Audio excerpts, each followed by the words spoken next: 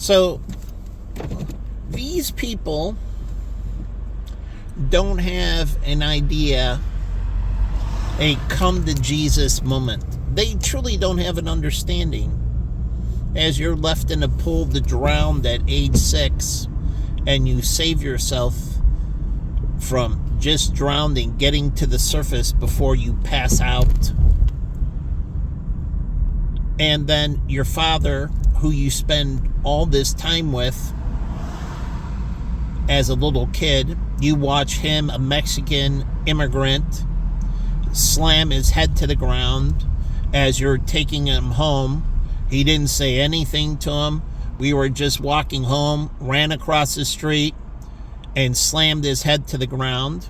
And then you watch him beat another kid that's your brother's friend, trying to beat up your brother, who was in a children's hospital for years on the edge of death. And he's out there chasing him with a baseball bat. And he gets in, and his friend doesn't. And he beats him upside the house with a baseball bat. And none of them did anything to him. And he terrorized everybody around him. Truly, all the white people around him. Why? I don't know.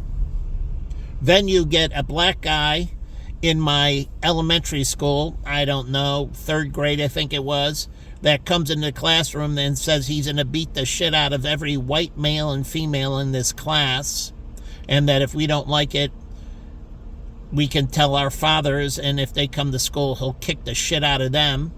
So he picked on a handicapped white kid, beat him with a yardstick, and was about to beat him with a 2x4. He called Mr. Jaws, that he explained to us that he carved perfectly for his hand, showed us, drilled holes into it to make sure it didn't have any wind drag, and it was a 2x4 he made it from, as he explained.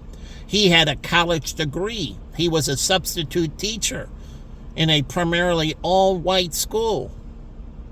And so he beat me till exhausted with a 2x4. Now, I grew up around John Wayne Gacy, and all these kids disappearing, ending up dead. And then I've had my friend, best friend at the time, who gets electrocuted to death because he goes out of the house one day and decides to climb a fence, and it just rained the day before, and so it created the connectivity. The water did. The water bridged the gap from the electrical wire to the fence. The ground wire was exposed. And so the water bridged the gap from the ground to the fence, and he went to climb on it because we used to go on his roof. And that's why I went over to his house, and it was a couple days later, and his mother said he got electrical to death climbing the fence between the garage. And the reason he was climbing it, she didn't know, is that we used to go up to the roof all the time. And we used to jump from garage roof to garage roof. Thank God we didn't go through any roofs. But he got electrical to death. Then I had another kid up the block who was playing in the sand that they use for cement. And the sand had a pit, an air pocket under it. And he was playing, and the sand collapsed and swallowed him up, and he suffocated to death in the sand for the cement mixer that they were using for both the pouring cement and also for making mortar. He died. And then it just goes on. Many friends around me died. I go from there to high school. One day, freshman year, I'm sitting in class, and lo and behold, I come back after the weekend because Steve told me when he was leaving, he was going up to Minnesota, I think it was, for snowmobiling. And then I get back to class on Monday, he's not there. And the teacher, and I asked, I'm like, where's Steve? And he's like, oh, I need to all tell you that Steve was riding his snowmobile on a lake and the ice broke and he fell through and drowned to death. And that tragic incident. Well, you should wear a life vest. Truly. If you're snowmobiling on a lake or doing anything across a lake, a life vest will help give you buoyancy. So when you fall into the hole, you literally don't go deep because of the buoyancy of the vest. And it can automatically be triggered by water to inflate to stop you from going under altogether. But again, I'm around serial killers that killed my friends. I'm around them dying. I'm around my friend Pete, Simon, Costa, all had multiple people in their family die of cancer. Simon, both stomach cancers. Pete, I forget what the two cancer. One was mouth cancer. One was another form of cancer. Costa, I forget which forms of cancer. His brother and father died. But I'm around them. Then I'm around all these rape victim survivors. And that's why I have feelings for Miss Park. Because I can understand being kidnapped, held hostage, and being forced under these enslavement, and whether slave labor or truly or sexual slave. So again, I can understand all of this. And then I'm around so many more that have died, like my friend Chucky Lemieux. I'm hanging out with him that night, and he gets in a car with a drunken guy, and the car rolls, and he just came back from Desert Storm, and he dies in the rollover. And then I have my friends at 1988 that take a bus to Rocky Point, a girl I'm good friends with, and the bus rolls over going to Rocky Point, she dies. And then I have another friend in a roll where my other friend Jordan was driving. The car basically went off the road, and Michelle slammed her head against the window, snapping her neck. She dies. Then I have another friend of mine that was doing marijuana, and I don't know, I'll look it up, if marijuana increases the possibility of allergic reactions. Does it intensify them? Well, she was high, and she didn't have her EpiPen, and she was, swelling, so she decided she'd go home instead of to the hospital or call the paramedics, and no one went with her. And I was friends with the people with her, and I told her, truly, no one went with her. And they found her on her apartment floor. She called 911, but by the time the paramedics got there, she was brain dead. And so her family had to pull her off the respirator. And then at Arizona, the roommate was playing around with a bow and arrow, and he accidentally shot his roommate through the head with an arrow. Then a black guy went into the University of Arizona way before and he was just getting a routine, I forget, what was it, blood infusion or something, and he got an air bubble embolism, and he freaking died for some routine thing. This is in 1988. Young 20-year-old kid got an ear embolum on accident. And so I can keep on going on and on. Then I mentioned Alice Cooper and many others that had come to Jesus of their own. I don't know them. My friends worked for him. But he died on the table and was revived.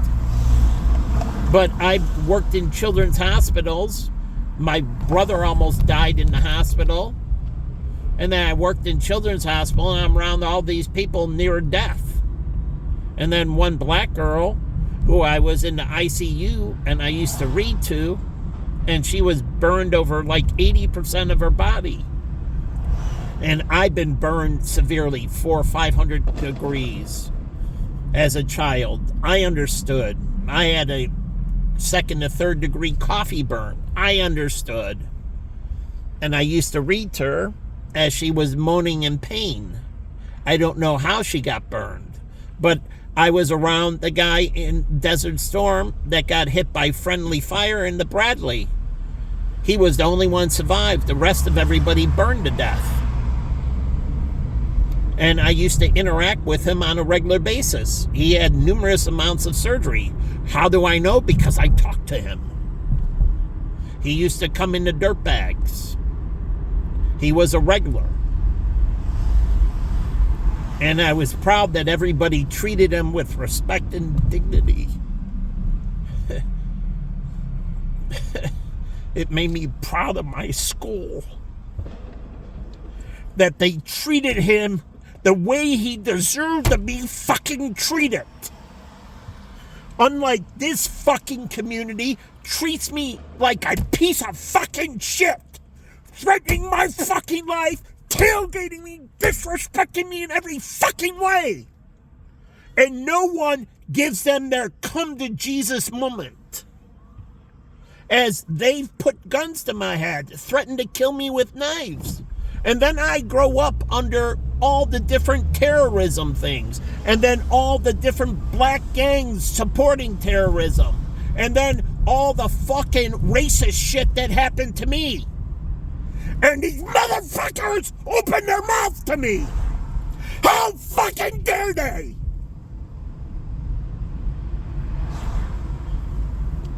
It's unfucking thinkable.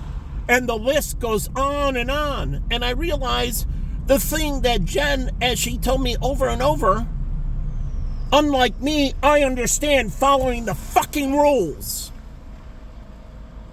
Because when you don't, people fucking die.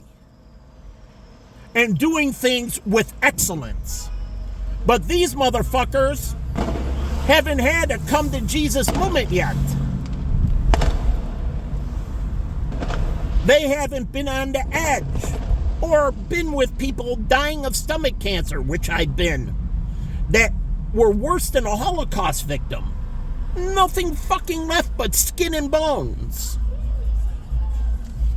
Being there with him, spending time with him just before he dies. These motherfuckers, they don't understand shit. And then they open their fucking mouth. And if I was here, there's a difference. See, I grew up understanding this, and I gave them their come to Jesus moment. And I did. And told them if they were continuing, I would beat them to death. And they decided not to do it ever the fuck again. Because I wasn't kidding. See, I come around where they chopped up people and put them in a trunk. Or they put their head down and blew their fucking brains out in the alley. I'm around those people. These people have no fucking idea of this shit. And so, it's a fucking joke. They need a true come to Jesus moment. So if you waterboard them all, I'd be good with it. And if they get brain damage, I've been around people with brain damage. They have to overcome their cognitive difficulties. Kind of like Stephen Hawking had to overcome his challenge. So put them through waterboarding. And let's see how they like it. See, I'm not like you. I believe in outward bounds and putting people on the edge of fucking death. It creates clarity. It creates an understanding. And until they're pushed to the edge of death multiple times, they don't understand. But when you're with people that I was around, they tend to understand it. See, it's a different mindset, as I just published. How they operate, they don't think about it. But the people like Yeomei Park, they think about it. They operate from a different mindset. She understands following the fucking rules. When she didn't, her mother got raped and she got put into enslavement, both slave labor and sexual slavery. It was a come to Jesus, and then thinking about killing herself, being pushed to the edge. These people understand. So you don't understand. And these people, I want to fuck them up. And it should be automatic. No hesitation. Instant come to Jesus moment.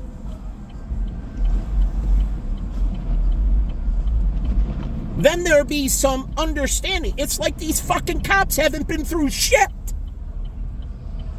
They don't understand. But when you are around it and been in it, it creates a total different understanding.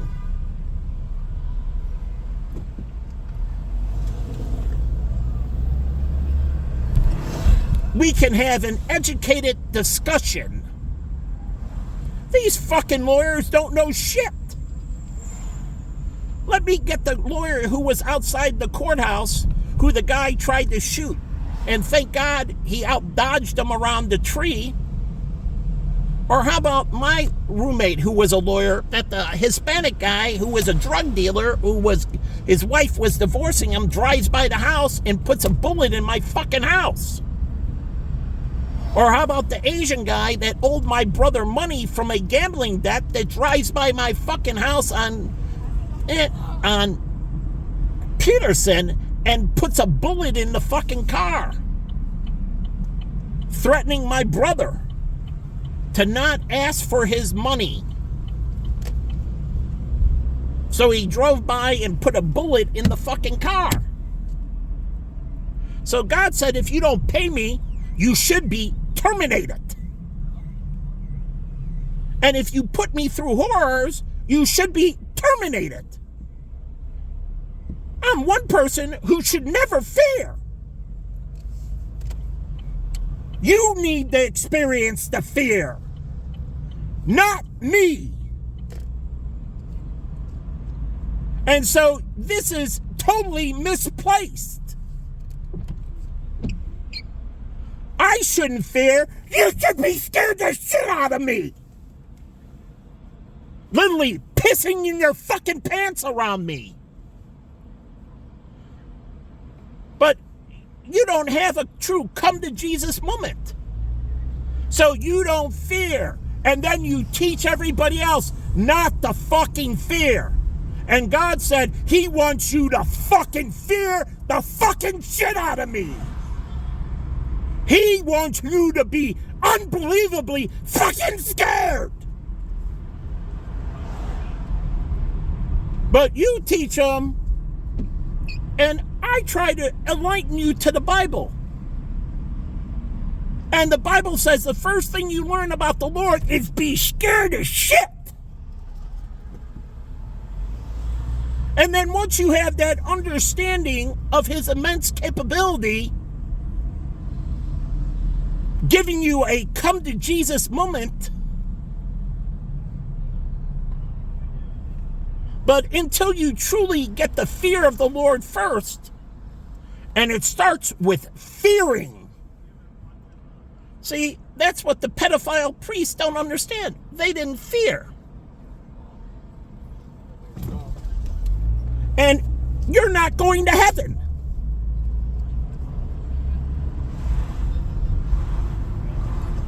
So until you understand great fucking fear, as I understood through the first breakdown, further understanding great fear.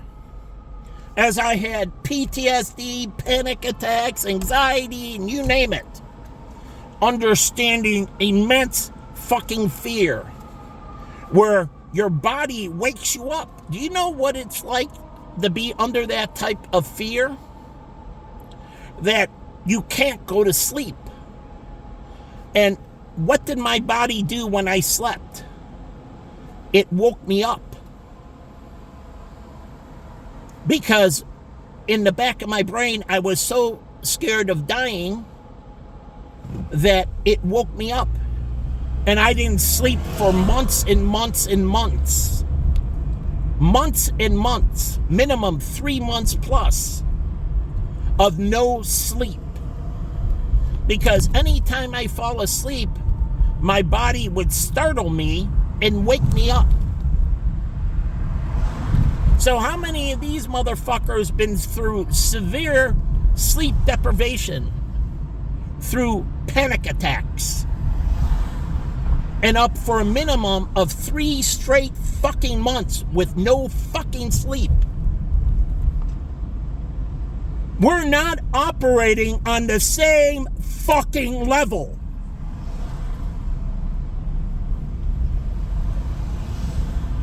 And then you allow these pieces of shit to curse my name, to threaten me, and it's fucking take this motherfucker and beat the living fuck out of him.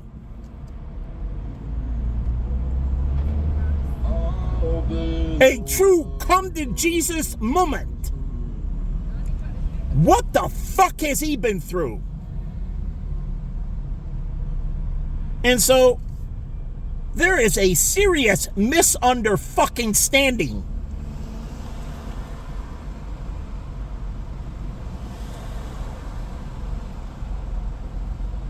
So I don't get this. And so when you grow up with this and you start understanding it, and it's brought to you continuously, these motherfuckers, how many of these people dealt in the hospital as a volunteer dealing with people on the edge of death? I'm not talking about people just sick. I'm talking about people that are about to fucking die. It's a different form of understanding. But see, surgeons don't get it because you got to put their life at risk. See, it's one thing to see them die. It's another thing to be on when you're dying. So you have to understand there's 2 edges of the knife that you have to understand. Not only understanding there, but you need to be put to the edge of your fucking life. Where you're going to fucking die. You fuck up, you're dead. Be around that type. And it is a very enlightening. See, it's both spectrums completing total knowledge or understanding. So it's just not seeing it.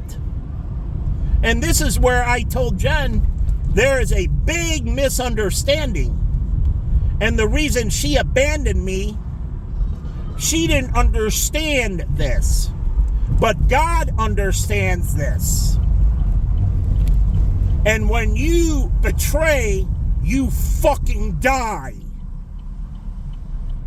So unlike these motherfuckers who have no true understanding, but when they're brought to a true understanding, like let them starve to death. Truly. Like my missionaries that went into hunger and then their eye sockets were lost. Because the first thing it goes in a starvation where you don't drink either, not only food, they didn't drink. And they lost their eyes. The first thing to go is the soft tissue. It needs massive hydration. The hard tissue doesn't need as much hydration. Soft tissue does. And the first thing it goes is soft tissue from dehydration. But they don't understand. But these people, they understand. So, these people honking their horn, they have no right. But you empower them. And you allow them to do injustice. I think breaking your fucking hand if you honk the horn. You have to be unbelievably like these fucking pieces of shit. How many of their people have died standing up for our country? See, it's a two-way street. And so I look at the Civil War, 1.2 million white people died. It wasn't our fault that black people sold off black people, but it was our fault for buying them, giving them a market. But the funny thing is, if you understand the Zulus in that, they don't take captives. There is no imprisonment camp. They do a complete killing. Women, children, everybody. So they don't understand that. There's not one of them that would have lived. They were all been killed in mass graves in Africa. Not a single one of them would have survived. They do not take prisoners. They eliminate. And it goes on both sides. There is none. It's total elimination. So I look at it as they got a second fucking chance. Whether they see it that way or not, I don't give a shit.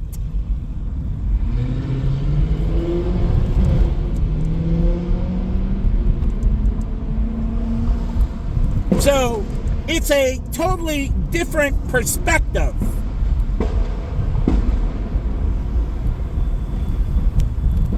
So I don't see them. I see them protesting in Black Lives Matter. I see them protesting in Vietnam, protesting.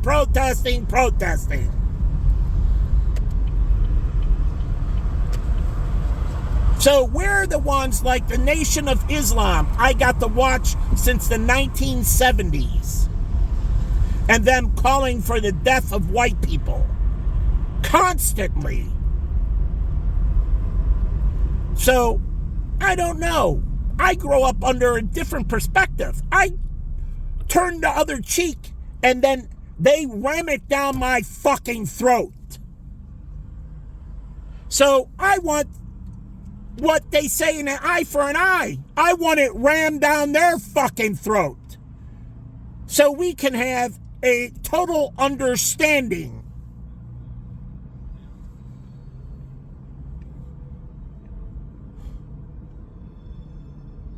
So it's a bunch of fucking bullshit. And for 10 straight years, they've terrorized me immensely. Why aren't they fearing? That means the system is fucking broke. Because in a righteous system, they be fearing. And that's what they said in Ghana. And I go back to that, but what did they say to me? This is one-on-one, not to Tom, not to anyone else. This is me to them. The guard who guarded us, I sat with him. The others, I sat with them. And they said, you have nothing to be afraid of, Michael. He said, if anyone comes near you, I'll put a bullet in their head immediately. And then they said, don't worry, they understand being stoned to death. And so when I went into the mall, or I went into the internet cafe, or they were incredibly nice to me. Super polite. Now, naturally, but also they know on the other hand, if they're not, well, the alternative, being stoned to death, Not a good way. Have you ever been hit with a brick and bled, literally bleeding out? I have. So I can understand. See, they think I don't understand, but I understand. And I'm an advocate for death. Make no fucking mistake about it. There is a point where you can't talk anymore. And those people need to be eliminated. So they get a chance to come to Jesus, meaning repent and change. And if they don't, well, just as I was for Charles Manson to be put to death, as Ted Bundy was. So, and why wasn't O.J. Simpson electrocuted? I want to know. He should have fucking fried. He almost beheaded his wife and brutally killed the other person. Brutally. Never done anything to him. It was just returning the sunglasses that she left and forgot. And he was being a nice guy. I don't know if he had, but I knew him from junior high. He went to Stevenson Goldman. But he didn't show mercy. He brutally killed his wife. Brutally. And he did the same to Goldman. Brutally. And then I pull up all these incidents around the country that these people don't know about. Like the 3 black guys who picked up a white guy who were Black Lives Matter. And they said they beat him worse than Emmett Till. They brutalized him in honor of Black Lives Matter. Or the black guy on the roof with the rifle killing all the police officers. Or the black guy who hit the white guy in the head with the brick when he was out jogging, who was a Black Lives Matter. Or the black guy who blew the brains out of the Asian cop who was sitting in the car. Or we can go on and on.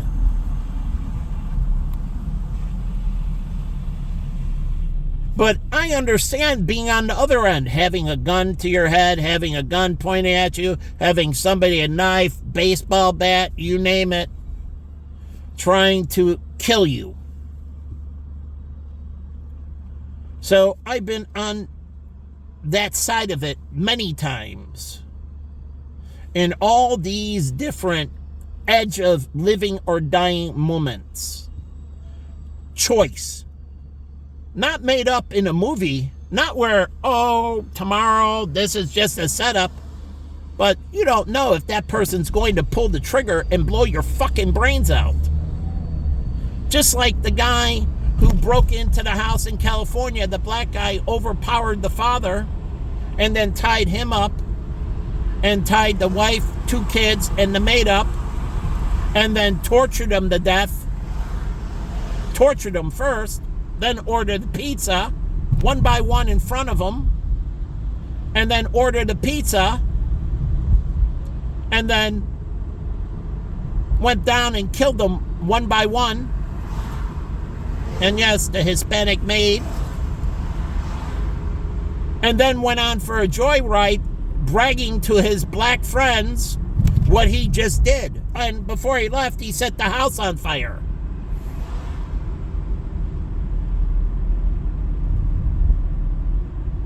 So, I see things differently through all lights.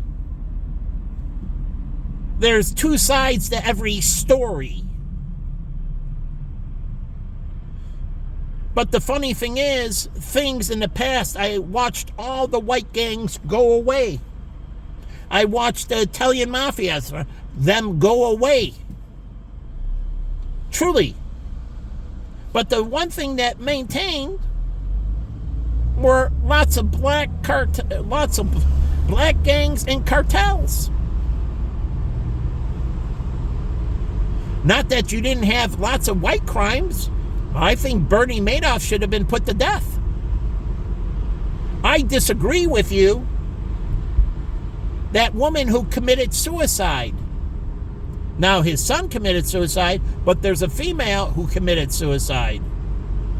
I remember the article, long as day, she killed herself because she couldn't live in poverty. You've brought me back to poverty again, over and over again through wrongful terminations. This right here, the black guy beats me in the street and calls me racist. Racist what? I shared all my fucking internet searches. What was racist about it?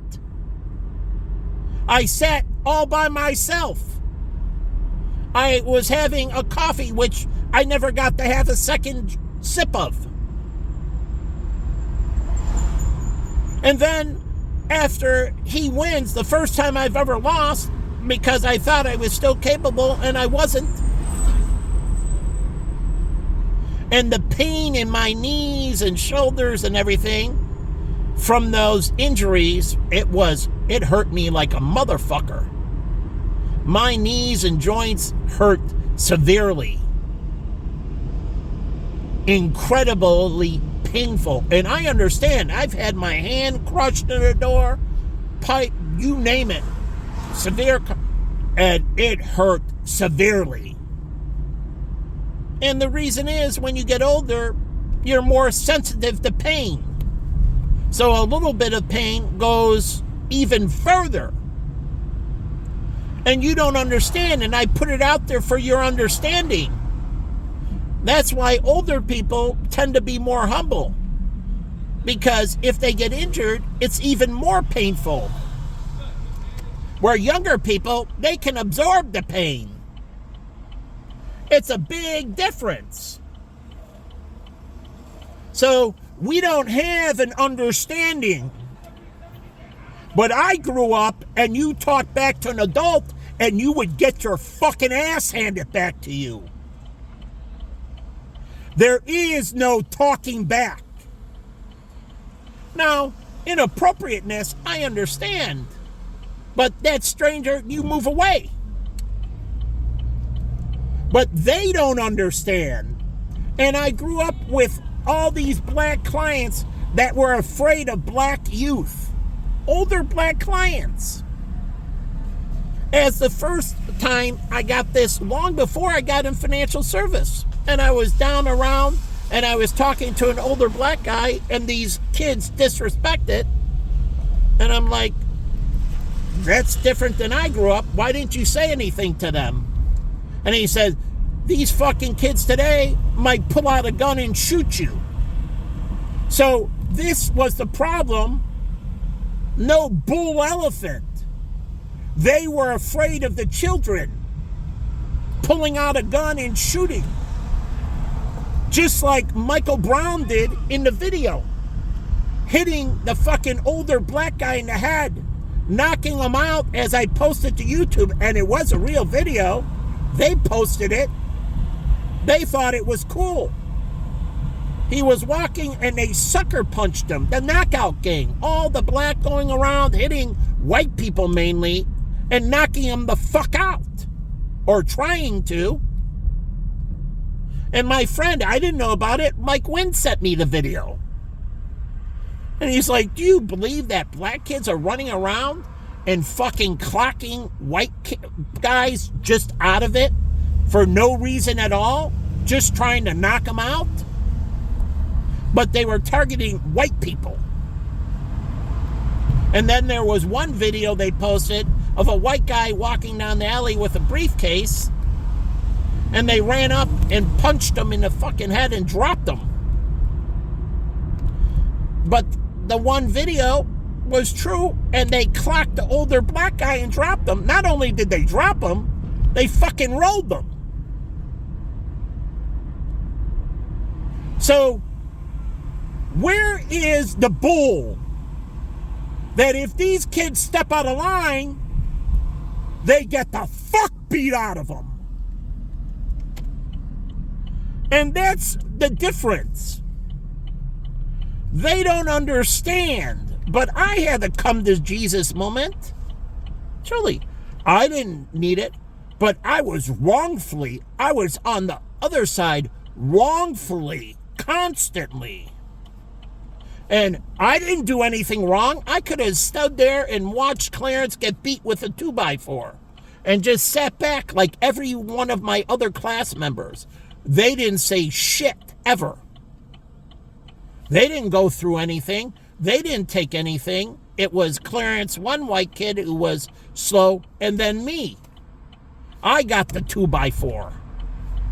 So tell me about these kids and the racism they grow up under.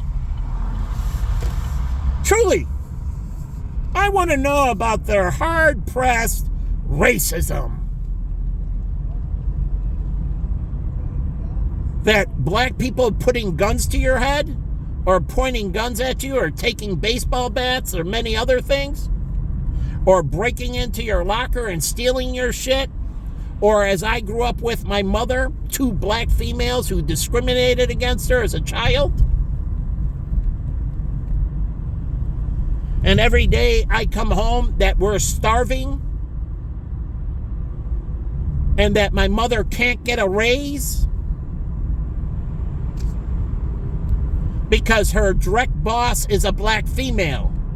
And every time she go out to lunch, she said, they would take the work from the 2 other black females that were in her cube and put it on her desk, giving her all the work. My mom was very rapid. She was an incredibly good typer, fast. I don't know, 75, 90 words per minute, but perfectly accurate. And they would put all this shit on her desk. Oh yeah, my mother had a breakdown. It didn't help, really, that my mom has a breakdown and then she works and she's constantly discriminated against. And then she told me because of the high insurance claim for my brother that her supervisor didn't like her because they had to pay out $1.5 million back then in the 70s for my brother, $1 million plus. So Children's didn't pick up a penny. And she said that the supervisor wanted to get rid of her, but didn't because of the high medical bill, which made my mom much more conservative with anything that came to the rest of us. We literally never saw a doctor. Truly, none of us. My dad took me in, I think, once when I had a piece of metal cut me from my heel to up to my shoulder, and the doctor said it wasn't deep enough. But that's the one time I went in. That was the only time. So my mother wasn't free to use her insurance in that way. As she explained to me, she was afraid of other claims of getting fired. But it's funny. And I went down here and I had people that wouldn't service anyone down here because of the crime. In my agency, just like the cab drivers didn't want to come down here. So when I did Uber and that, I tried to go against it and come down here and service the neighborhood. But the reason they weren't coming down, and they were minority cab drivers, some black, some other, and they didn't want to come down because they were either running off on the fare because they didn't pre-charge them. When they got there, they just opened the door and took off, which did happen to my father. And then, oh yeah, that's right, I got a gun pointed at my head as a child. That was 5. But that was a white guy who took off on a snowy day. Again, still robbed us at gunpoint. And he was sitting on my side and the gun was right over my head. But, oh yeah, you know, it's okay, you can threaten me. You can do these things. You can beat me in the street. You can call me racist. You can do all these things, and then you give them all the privileges and opportunity. You give them every fucking thing. You give them the housing, the jobs, the career, the family, the opportunity. And what the fuck do I get? But immense poverty and pain and suffering. And they get to live in lavish houses and don't worry about their credit card bills. And they get good returns on the stock market. And they get all this. But some reason, I have to walk around fearing them. And if my shoulder was good and I was healthy, they would be fearing me. I would knock them the fuck out. Now I need somebody to knock them out to take my place, that is willing to drop them instantly, without hesitation. Truly. These fucking pieces of shit. See, they don't understand. And I just posted why in Tokyo they're so strict. But you think the E2 nightclub and all those people panicking at the door. Or let's go into the one band that the place went on fire because of the indoor pyrotechnics and people trampled over each other and crushed each other. But in Japan, they have tsunamis, they have earthquakes, they have volcanic rim. They understand orderly. And if you don't cross at the crosswalk, you go to jail for 3 months. They understand if you don't follow the fucking rules, people die. So when no one's looking, they enforce the rules. And if you jaywalk, you're fucking gone. And that includes bike traffic. Like in Tucson, you run a fucking light, you blow a stop sign, the cop pulls you over.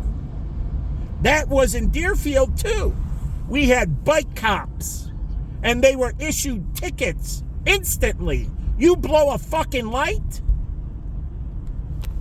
you run a stop sign, but where is the order? I go around and I'm nuts. I was a doorman. We enforced order. Truly, in our lines and everything. There was no cutting in the line. There was straight and orderly lines. We didn't have chaos in the places. I had the fire marshal come in. I had the police come in and pull all my licenses constantly. I had the fire marshal come in constantly. And I had to take them through the back of the house, show them all the exits were cleared. There was no impediments. So I had to deal with the fire marshal all the time. And yes, they stopped us from letting people in because we had too many bodies. That's why we had the clickers at the door and counted people in, people out, making sure we're not over. The fire marshal would shut down the place. That's what we did at Dirtbags, because they come in and shut down the place. So we had a counter, and we counted everybody coming in and everybody at left, and you couldn't go in unless, what? There was room.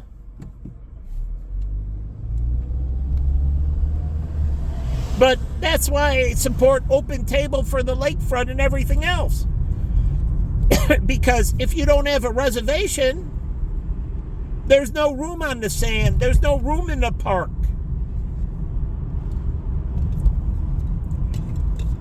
So once it's full, it's full. And if there's a cancellation, it comes open. And you can put yourself on a waiting list.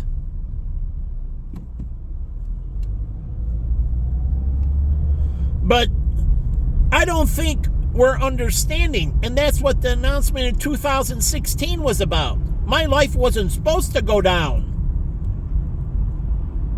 God had enough with my tragedies. Had enough with my life being torn apart and me being belittled and put down and impoverished. But some reason, you're out there giving all these fucking pieces of shit opportunity and taking my opportunity away. Where is my good life? And why should they have an opportunity? I don't care if it's a fucking midget.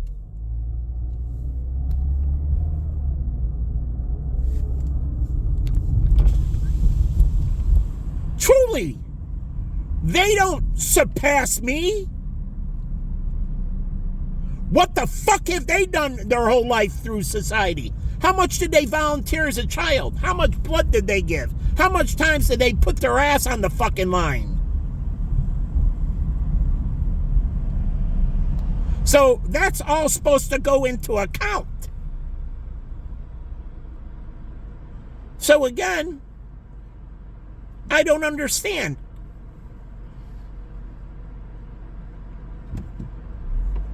So none of these kids are Pat Tillman or Chris Kyle that go in and fight for them. And they don't respect them. They don't respect the gift that they've received. They bite the hand that feeds them. And it makes me sick to my fucking stomach. So again, what fucking horrors have they been through? True horrors, not self-imposed. Oh no, it can't be self-imposed. I didn't impose those. I didn't stir those people up. I didn't do anything to irritate them. So make no mistake about it, none of it was self-imposed. Even my drug use wasn't me, and I'll get my roommate Dominic, who for 7 months was relentless about getting me to try. And that's why I agree with my brother. That when he said, I said, why didn't you ever do this? And he said, the number one rule is that if I tried it, I might like it. And if I like it, then I might continue to use it. And that makes logical sense. As they said in rehab, if you don't want to be in the cherry pit and you like cherries, stay the fuck away. Because you might like it. It's like heroin and everything else. They get you to do it once, and it creates tracing the dragon. Because you want that original high, you want that original euphoria. But do they teach them chasing the dragon? Once is too much. A single time is too much. Because once you do heroin the first time, you're immediately addicted. That's the whole point of the opioids. Heroin is an opioid. Now I put out how to make it not addictive at all. That you can use it and targets the pain and is non-addictive. Opioids that are absolutely targeted, perfectly used, and absolutely not addictive at all. Zero possibility. And zero is the hero.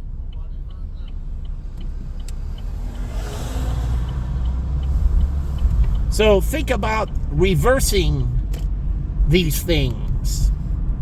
And I'm not for targeting heroin that way. But I am for reversing all harm of opioids and other things. But unless you're through it and seeing these people die of track marks, like we had the one cop whose brother was injecting himself through the fucking eye to do his heroin. His veins collapsed and he couldn't inject himself through the arms or anywhere, legs, truly.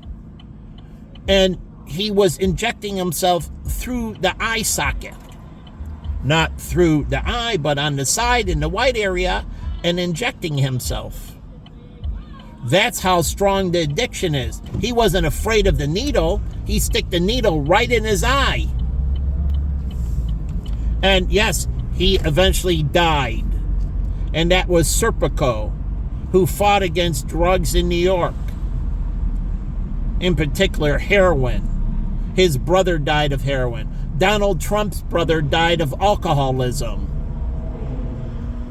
Donald Trump doesn't drink. He understands that he has alcoholism in the family. So he doesn't drink, so he doesn't become an alcoholic. But people don't understand that. It's out of self-protection. And he sets a perfect example for his kids. I admire him. But he should also talk about it. And he never talks about it. And as far as I know, he loved his brother. But Billy Deck, I don't see him doing anything. He runs clubs and is famous, has famous people. But as I wrote him many times, his brother jumped off the subway and got hit by a train and got killed. His brother had a mental health crisis. His father had a breakdown and a mental health crisis. And you think he would be an advocate, and I told him and wrote to him many fucking times, this should be your focus, as I gave the solutions to cure mental illness. But you don't implement them. You want to say, I want to go with the status quo. I don't want the status quo. I gave you the fucking solution. And if you don't implement it, you burn in fucking hell. There is no fucking option. It is either do or fucking die. So they don't understand. And they should get their fucking ass beat. Look at me. I was told to wipe the smirk off my face, and I did. I didn't get to be sad. I didn't get to do this. As my nephew Adam found out when he was in the military and he smiled in the hallway. And the gunny sergeant told him, wipe that smile off your fucking face or I'm going to wipe it off your fucking face. This is no fucking game. People live or fucking die. And he was dead serious. And my nephew learned, hey, yes, sir, smile removed from my face. I take this absolutely serious. And whose life you're going to save? You might be saving your own fucking life. It's not a fucking game. That's what they treat heaven as. It's a game. I can, and we'll play this. Well, on the other side, I believe differently. It's not a game. And you fuck up and you burn. That's the point of Revelations. No game. Just eternal death. And you're marked and cursed. That's the sign of the beast. That goes with Revelations, marking you for eternal death. That's the point of the mark. You are marked for eternal death. So when you get there, you are done. There's no lawyers like here. I'm going to go to court and protest. There's no protest. There's no fucking court. You just burn. It's a different system. That's perfect. So you go down yours. Don't fuck with my life.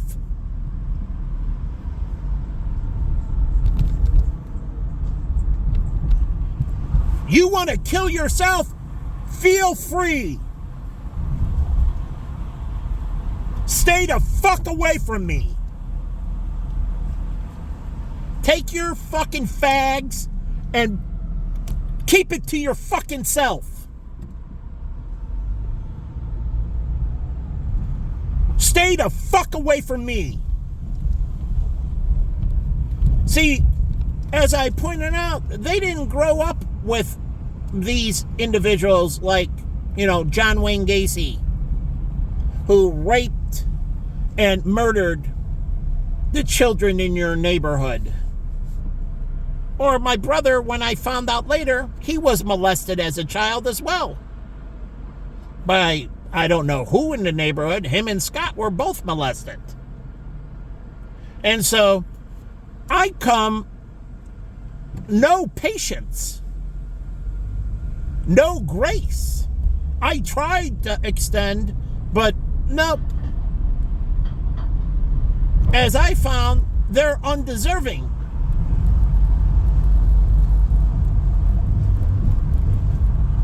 So I go in a different. So just stay the fuck away from me. Don't I have that right? It's funny, in one of my last compliance meeting at John Hancock, it said LGBTQ people can sexually harass too.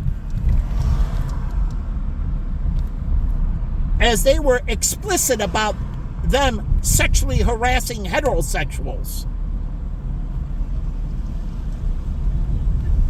And I thought that was kind of funny they added that in, but I was all for it.